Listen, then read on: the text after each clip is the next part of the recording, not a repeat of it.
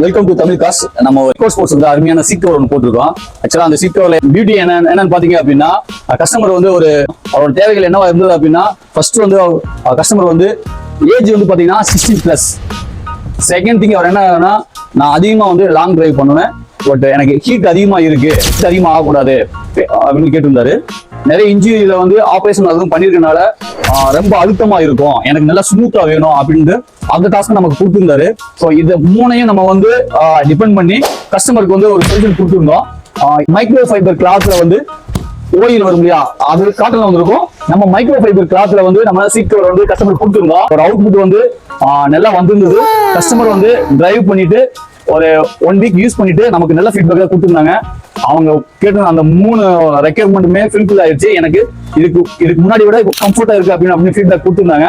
So அந்த feedback இதில் share பண்ண முடியல, அதை நம்ம வந்து கேப்சர் பண்ண ஷேர் பண்ண முடியல. ஸோ நம்ம வெறும் வந்து ப்ரொடக்ட் சேல் மட்டும் கிடையாது, கஸ்டமரோட தேவை என்ன புரிஞ்சுக்கிட்டு அவங்க பட்ஜெட்குள்ள நம்ம சர்வீஸ் பண்ணி கொடுத்துட்டு இருக்கோம்.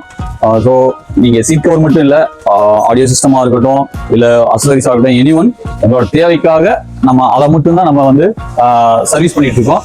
நமக்கு எது தேவை இருந்துச்சுன்னா தமிழ் காசு வாங்க. இதுதான் நியூ அப்டேட். தமிழ் காசு ஃபாலோ பண்ணுங்க. தேங்க்யூ.